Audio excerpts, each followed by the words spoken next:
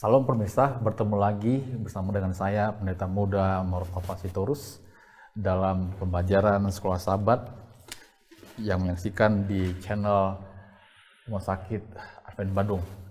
Sebelum kita akan memulai pelajaran kita, marilah kita awali dalam doa. Bapa di surga, terima kasih untuk kehidupan yang Tuhan berikan. Terima kasih atas kebaikan Tuhan yang kami rasakan.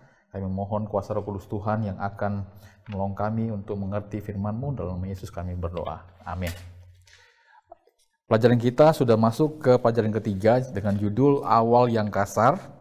Ayat hafalannya diambil dari Keluaran 5 ayat 1 dan 2. Kemudian Musa dan Harun pergi menghadap Firaun, lalu berkata kepadanya, "Beginilah firman Tuhan, Allah Israel. Biarkanlah umatku pergi untuk mengadakan perayaan bagiku di padang gurun." Tetapi Firaun berkata, "Siapakah Tuhan itu yang harus kudengarkan firman-Nya untuk membiarkan orang Israel pergi? Tidak kenal aku Tuhan itu, dan tidak juga aku akan membiarkan orang Israel pergi."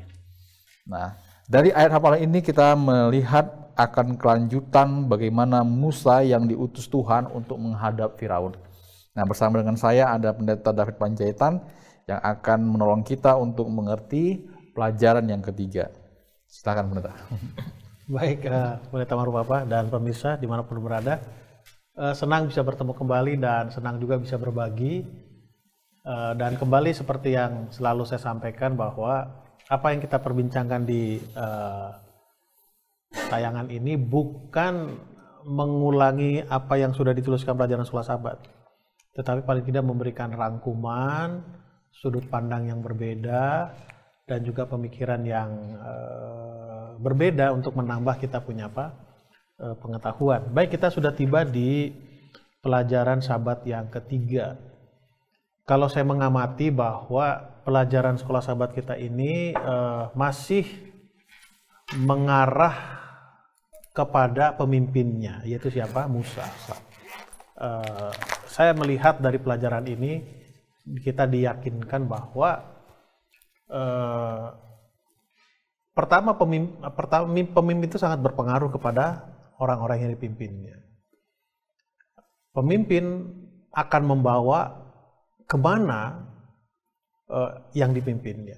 Artinya untuk saat ini pelajaran Sekolah Sabat kita, penulis kita mengambil satu pemikiran bahwa yang perlu diyakinkan pertama itu adalah apa? Pemimpinnya. Ya, pemimpinnya. Kenapa? Karena bangsa itu memang sudah tidak yakin. Tidak yakin dalam arti bahwa mereka sudah lama tidak merasakan, tidak mengenal, tidak mengingat siapa Allah, siapa Tuhan yang mereka seharusnya sembah, dan dulu nenek moyang mereka menyembah itu. Sehingga dalam beberapa peristiwa Tuhan atau Allah memperkenalkan dirinya kepada Musa khususnya bahwa aku itu Allah daripada nenek moyangmu. Disebutlah Abraham, Yakub, dan lain sebagainya. Oke. Sebetulnya judulnya menarik juga ya. Awal yang kasar. Mungkin ini bahasa yang bisa atau kata yang bisa diambil untuk menggambarkan sebuah proses yang cukup alot atau proses yang cukup keras ya, yang dihadapi oleh Musa sebelum dia benar-benar memimpin dan membawa bangsa itu keluar dari tanah Mesir. Baik, ini ayat inti saya pikir kita sudah sama-sama baca, dengar dan baca. Tadi Pendeta Maruf Papa sudah bacakan. Tetapi ada poin penting di pelajaran ini yang disampaikan oleh Fir'aun kepada Musa. Siapakah Tuhan itu? Siapa itu? Bayangkan kalau ada orang yang meragukan satu oknum yang kita yakini, kita merasa tidak nyaman kan? Ya. Ya. Siapa itu? Itu pertama. Lalu yang kedua, itu menunjukkan bahwa Fir'aun tidak mengenal Tuhannya orang Israel. Itu juga menunjukkan bahwa Fir'aun berlawanan, oposisi dengan siapa? Dengan Allahnya orang Israel. Sehingga ayat inti ini dalam Keluaran 5 ayat 2 mengatakan, siapa Tuhan itu yang harus kudengar firman-Nya untuk membiarkan orang Israel pergi. Tidak kenal aku Tuhan itu, dan tidak juga aku akan membiarkan orang Israel apa? Pergi. Artinya, waduh, ini sulit lagi nih. Kesulitan yang dihadapi oleh Musa untuk membawa, lihat, nggak diizinkan. Itu satu alasan yang bisa meyakinkan Musa bahwa ya udahlah, tinggalkan aja itu apa panggilan itu. Oke. Kembali seperti biasa saya memberikan gambaran saja untuk membuat kita lebih mudah untuk apa mengerti pelajaran kita. Seperti biasa saya suka dengan lingkaran. Ini judulnya adalah awal perjalanan bagian yang pertama. Jadi saya bagi dua, awal perjalanan bagian pertama, awal perjalanan bagian kedua. Karena saudara-saudara, Tuhan menginstruksikan Musa untuk menghadap siapa? Firaun. Nah, sebelum itu, sebelum Musa mengiyakan, kan Musa banyak alasan. Aku nggak bisa bicara lah, inilah, pas segala macam lah. Sehingga Tuhan kata, aku akan mengirim siapa? Mengirim Harun. Mengirim Harun sebagai apa? Sebagai nabimu. Dan engkau akan sebagai Allah bagi siapa? Bagi Firaun. Di situ diberikan satu gambaran bahwa hubungan atau definisi nabi itu adalah juru bicara. Sahabat kita katakan itu. Jadi saya lihat situasinya seperti ini. Saya ulangi saja ya, saya ulangi dulu supaya lebih enak flow-nya. Nah, dalam perjalanan bagian pertama itu Tuhan memberikan perintah kepada Musa, ayo minta izin kepada siapa? Firaun. Nah, pada waktu Musa bertemu dengan Firaun, inti tadi itu, siapa Tuhanmu itu? Siapa dia itu? Gak kenal aku itu. Itu ya menyatakan tadi bahwa oposisi, nggak menerima atau menolak permohonan daripada siapa? Daripada Musa. Poin pertama adalah tantangan keras yang dihadapi oleh Musa adalah bagaimana dia meyakinkan Firaun. Lalu yang kedua, yang dihadapi oleh Musa itu adalah umatnya sendiri. Artinya dia nggak punya legitimasi. Siapa sih kamu? Ya siapa? Kok berani-berani pimpin kami keluar dari sini? Dan itu terbukti. Terbuktinya apa? Selama perjalanan bangsa itu, emang pernah Musa dikasih sertifikat penghargaan, ucapan terima kasih? Nggak pernah kan? Selalu komplain. Nah, saya akan masuk kepada bagian yang kedua awal perjalanan bagian kedua. Tapi ini diawali satu tanda panah yang saya tulis di situ Keluaran 5 ya. Keluaran 5 ayat yang 6 ayat yang ke-7 ya. Rumus daripada perjanjian. Ini yang dipegang oleh Musa. Apa dikatakan? Aku akan mengangkat kamu menjadi umatku dan aku akan menjadi Allahmu. Artinya Musa diingatkan kembali bahwa aku tuh kan udah janji, tenang aja gitu. Nah, saya ambil di sini perjalanan bagian yang kedua, situasi yang sama tetap bahwa Firaun menolak permohonan Musa, walaupun Musa sudah membuat mujizat di sana kan. Apa itu ular, tongkat menjadi apa? Menjadi ular. Lalu bangsa atau orang Israel pun menolak dia. Nah, disinilah kembali Tuhan muncul. Tuhan memberikan pertolongan. Jadi kalau boleh saya katakan, pada waktu manusia angkat tangan kan menyerah. Maka Tuhan akan apa?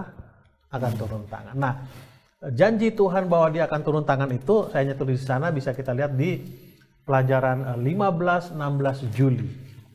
16 dan 17 Juli itu pelajaran hari Selasa, Rabu, dan Kamis. Pertama Tuhan memberikan 6. Ya, untuk apa? Menjanjikan hari ada 6 tuh di hari apa? Selasa. Akulah Tuhan, aku menampakkan diri kepada bapa leluhur, meneguhkan perjanjianku dengan mereka. Aku berjanji untuk memberi tanah Kanan kepada mereka. Aku telah mendengarkan rintihan orang Israel. Aku mengingat perjanjianku dan memberikan tanah perjanjian kepadamu. Tuhan kembali katakan itu. Lalu kembali Tuhan katakan di balinnya berikutnya ada 3. Tuhan sekarang dengan sungguh-sungguh menyatakan bahwa dia akan melakukan 4 hal besar. Ya kan? Turun tangan yang 6, melakukan hal yang 4 yang besar itu yang pertama apa? Aku akan membawa kamu keluar dari bawah kuk Mesir. Aku akan membebaskan kamu dari dari menjadi budak mereka. Aku akan menebusmu dengan tangan yang terulur. Aku akan mengambil kamu sebagai umatku. Jadi pada waktu Musa dalam, nyerah, udah nyerah nih. Tuhan turun tangan. Oke, ingat, aku dulu begini, ada 6.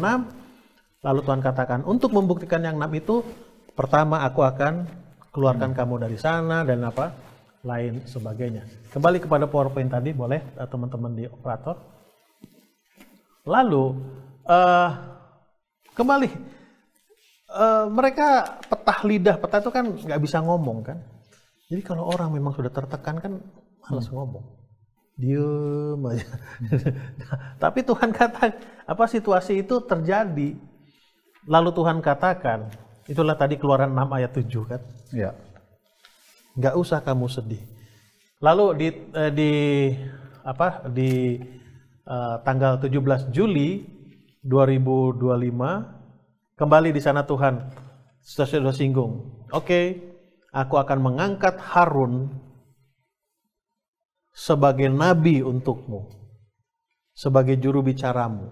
Artinya Musa kata, aku nggak bisa bicara dan lain sebagainya. Biasa kalau orang tertekan, depresi atau stres, grogi kan nggak bisa ngomong. Ya. Saya nggak tahu pendeta Marupapa alami atau tidak. Saya ingat waktu dulu kuliah di UNAI, waktu ambil kelas speech, saya kan orangnya nggak bisa ngomong depan umum dulu kan, grogi dan sebagainya. Jadi waktu kami kelas speech, bagian saya untuk bicara, saya nggak lebih dari 5 menit bicara. Jadi waktu dosen kami lagi, udah selesai, kami belum dengar, udah. Dari situ saya mengambil satu contoh dan mengambil satu kesimpulan bahwa memang kalau orang lagi stres, orang depresi, sulit ngomong. Tapi Tuhan yakinkan, kamu bicara saja kepada Harun. Aku akan akan membuat Harun menjadi juru bicaramu kepada siapa? Kepada Fir'aun, dan aku akan membuat engkau sebagai Tuhan kepada siapa? Kepada Fir'aun. Apa artinya? Bahwa kamu itu lebih tinggi dari Fir'aun. Jadi nggak usah takut. Kita sulit bicara kepada orang yang status sosialnya, status di tempat kerjanya lebih tinggi dari kita kan? Ya. Kita agak segan. Walaupun teman, nggak tahu teman satu angkatan, belum lah ya. Belum. Satu angkatan yang sudah menjadi menjadi pemimpin, itu kita ngomongnya agak sedikit hati-hati dengan Oke, yang terakhir, ini semua bisa terjadi, kata kuncinya adalah Keluaran 6 ayat yang ke-7. Pada waktu kita dipilih, jarang itu, jangan aku lah, jarang itu. Tapi Tuhan ingatkan, ingat, aku kan udah janji sama kamu seperti ini. Nah, itu bisa beralih lanjut perjalanan karena kita mengingat Keluaran 6 ayat 7 itu. Aku akan menjadikan kamu pemimpin dan aku akan menjadikan kamu umatku. Kira-kira itu yang boleh saya sampaikan. Saya kembalikan kepada Pendeta Marupapa. Baik, terima kasih Pendeta Panjaitan yang sudah menyampaikan. Ada pertanyaan di hari Selasa, ini bagian dari tadi pembahasan kita. Mengapa tidak apa-apa kadang-kadang untuk mencurahkan isi hati Anda kepada Allah dan bukan mengeluh tentang situasi Anda? Namun mengapa Anda harus selalu melakukannya dengan iman dan kepercayaan? Nah, kadang-kadang kan kita pendeta menyimpan ya, misalkan kita susah untuk melakukan sesuatu sebagai tadi contoh menghadapi kesulitan, orang yang lebih besar ditemui, dia merasa nggak mampu. Nah, si Musa kan dia mengekspresikan isi hatinya. Nah, kadang-kadang kalau ada mungkin beda-beda temperamen, mungkin lebih suka mendam yang simpan di hati. Nah, pertanyaan kita ini, mengapa tidak apa-apa kadang-kadang kita mencurahkan isi hati kita kepada Tuhan? Oke. Gitu. Saya percaya Pendeta Marupapa dan kita punya sahabat kan? Ya. Pernah nggak mengalami sahabat kita punya masalah, tapi diam-diam aja? Lalu sekali waktu kita tahu dia bermasalah, apa kita bilang? Kok nggak cerita sama aku? Ya. Emang kita nggak berteman lagi? Ya. Kan begitu. Artinya pada waktu bercerita kita diingatkan bahwa disitulah terlihat hubungan kita dengan siapa, kualitas hubungan kita dengan siapa, dengan Tuhan kita. Artinya seperti Keluaran 6 ayat 7 tadi kan, seberapa yakinkah Musa terhadap janji itu? keyakinan kita kepada si pemberi janji itu kan menunjukkan, menggambarkan kualitas kita, hubungan kualitas kita dengan si pemberi apa? Si pemberi janji itu. Itu yang pertama. Lalu yang kedua, di sini saya sering katakan kepada teman-teman lah, termasuk kita sesama pendeta. Kita sering katakan, udah terima aja. Tidak. Kita boleh mengeluh kepada Tuhan kita. Silakan. Itu menunjukkan bahwa hubungan kami dekat. Kita boleh menyampaikan unek-unek hati kita. Tetapi kata kuncinya adalah jangan pernah meninggalkan siapa? Tuhan. Itu di situ poinnya. Kenapa saya merujuk kepada pengalaman Ayub? Ayub komplain loh. Komplain ya. Loh kan kenapa aku begini Tuhan? Aku udah begini. Tapi ujungnya adalah apa? Aku tahu kepada siapa aku percaya. Sama seperti Paulus. Aku tahu kepada siapa aku percaya. Anak yang hubungan baik, menjaga hubungan baik dengan orang tuanya akan cerita apa aja. Kalau ada anak sudah nggak cerita sama orang tuanya, pertanyaan itu, gimana hubungan mereka? Krisis kepercayaan. Iya, krisis kepercayaan. Yeah. Sampaikan, oh gini. Tetapi kamu itu tetap bapakku, kamu tetap mamaku, kamu tetap orang tuaku. Sampaikan. Tapi kalau udah diam-diam, wah, berarti ada sesuatu yang perlu diperbaiki. Ya, baik pemirsa, oleh karena waktu sudah habis, kita akan mengakhirinya. Sebelum kita tiba kepada closing, mungkin ada khusus statement pendeta yang mau disampaikan. Ya, ada sebutan mengatakan bahwa kalau awal dimulai dengan baik, maka itu akan diakhiri dengan apa? Dengan baik. Memang judul pelajaran sekolah sahabat kita mengatakan awal yang kasar. Tetapi bagi saya, awal perjalanan kepemimpinan Musa itu dimulai dengan yang baik. Apa itu kebaikannya? Keluaran 6 ayat 7. Dia mengingat bahwa Tuhan menjanjikan itu. Tuhan mengingatkan bahwa apa yang dijanjikan, dia akan apa? Dia akan penuhi. Jadi kita pun harus seperti itu. Kadang kita dalam perjalanan kehidupan kita mengalami sesuatu yang tidak masuk akal kita kan. Tapi ingat, pada waktu kita angkat tangan, Tuhan pasti akan apa? Turun tangan. Baik, semoga pelajaran ini menolong kita semakin mengerti akan firman Tuhan. Bila mana Anda menyukainya, dapat memberikan tanda suka, subscribe, dan bagikan sehingga ini dapat mendapatkan manfaat pada orang banyak. Sampai ketemu pada minggu depan dalam pembahasan yang lebih menarik lagi. Tuhan memberkati kita.